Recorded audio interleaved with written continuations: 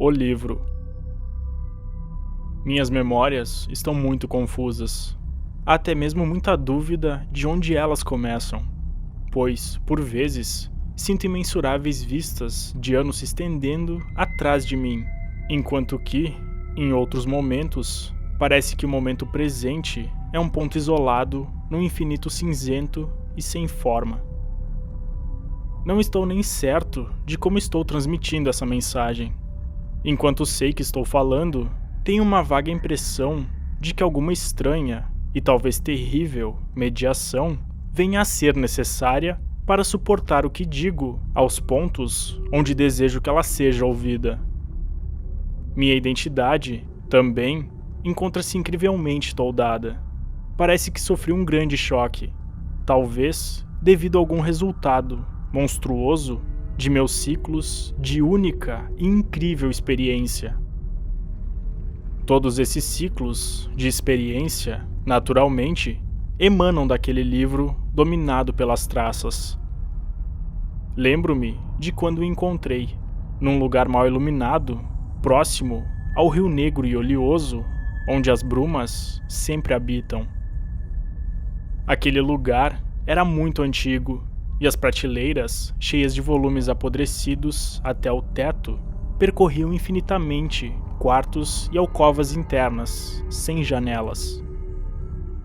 Havia, além disso, grandes pilhas informes de livros no chão e em caixas de madeira, e foi numa dessas pilhas que encontrei a coisa.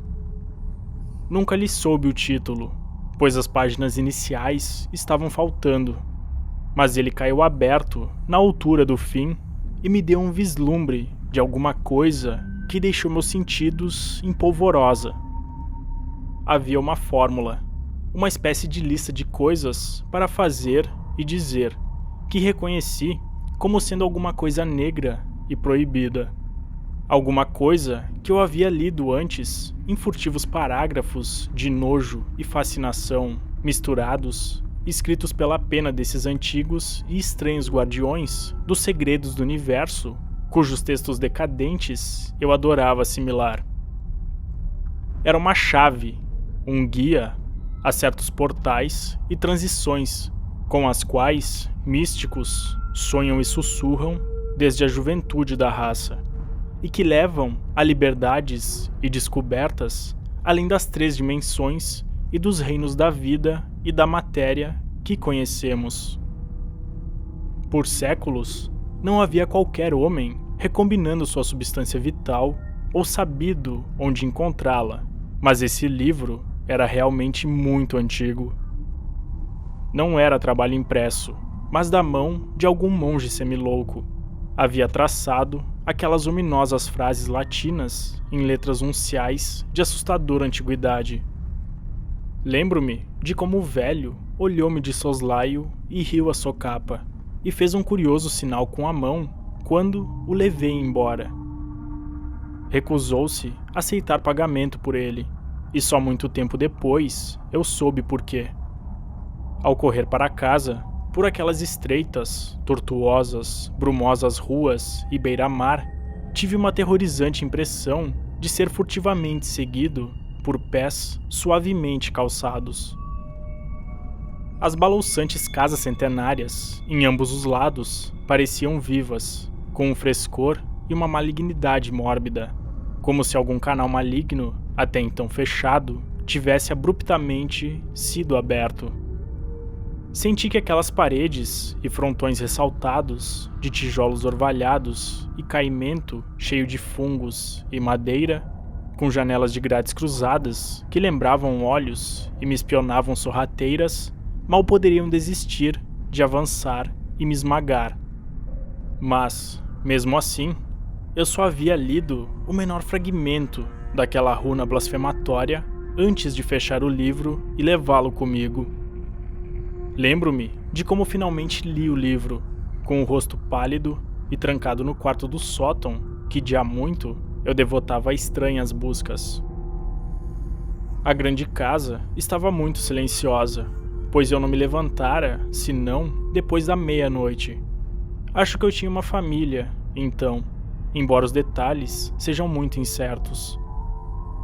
Eu sei que havia muitos serviçais, mas que ano era, não sei dizer, pois desde então tenho conhecido tantas eras e dimensões e todas as minhas noções de tempo se dissolveram e se remoldaram. Era à luz de velas que eu lia. Recordo-me do incessante pingar da cera e carrilhões que soavam de vez em quando de distantes campanários. Parece que eu acompanhava o soar daqueles carrilhões com peculiar atenção, como se eu temesse ouvir alguma coisa muito remota, uma nota intrusa entre as demais. Então, vieram os primeiros ruídos na janela do dormitório, que ficava muito acima dos demais telhados da cidade.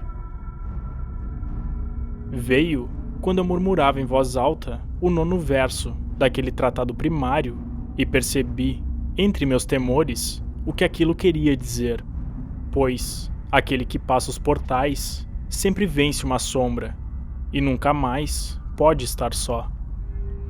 Eu havia evocado, e o livro era realmente tudo o que eu suspeitara. Aquela noite, eu atravessei o portal para um vórtice de tempo e visão distorcidos, e quando a manhã me encontrou no quarto do sótão, eu vi nas paredes e nas prateleiras e nas gavetas o que nunca vira antes. Nem nunca mais pude ver o mundo como o conhecera. Misturados ao cenário presente, havia sempre um pouco do passado e um pouco do futuro, e cada objeto, antes familiar, agora pairava alienígena na nova perspectiva trazida pela minha visão ampliada. Daí em diante, caminhei num sonho fantástico de formas desconhecidas e semi-conhecidas. E a cada novo portal atravessado, menos eu podia reconhecer as coisas da estreita esfera a qual eu por tanto tempo fora ligado. O que eu via ao meu redor, ninguém mais via, e comecei a ficar duplamente silencioso e recolhido para não enlouquecer. Os cães tinham medo de mim, pois eles sentiam a sombra exterior que jamais me abandonava. Mas eu ainda lia mais, às escondidas, livros e rolos esquecidos, aos quais minha nova visão me levava, e avançava por novos portais do espaço, seres e padrões de vida, através do núcleo do cosmos desconhecido. Lembro-me da noite em que fiz os 5 círculos concêntricos de fogo no chão e postei-me de pé no mais interior, entoando a monstruosa litania que o mensageiro do Tártaro havia trazido. As paredes se derreteram e fui varrido por um vento negro através de abismos de um cinza sem fim, com os pináculos agudos de desconhecidas montanhas a quilômetros abaixo de mim. Depois de algum tempo, houve uma profunda escuridão, e então a luz de miríades de estrelas formando estranhas constelações alienígenas. Finalmente, vi uma planície verdejante bem abaixo de mim, e nela discerni as torres distorcidas de uma cidade construída em nenhum estilo que eu jamais tenha ouvido falar, ou lido, ou sonhado a respeito. Ao flutuar próximo a essa cidade, vi um grande edifício quadrado, de pedra, num espaço aberto, e senti um medo odioso tomar conta de mim. Gritei e lutei, e depois de um branco, eu estava novamente em meu sótão, deitado sobre os 5 círculos fosforescentes no chão. No vagar daquela noite, não havia mais estranhezas do que em muitas noites de vagares anteriores, mas havia mais terror porque eu sabia estar próximo daqueles golfos e mundos exteriores, mais próximo do que jamais estive antes. Portanto, portei-me com mais cautela com meus encantamentos, pois não tinha desejo de ser cortado de meu corpo e da terra para abismos desconhecidos, dos quais eu poderia jamais retornar.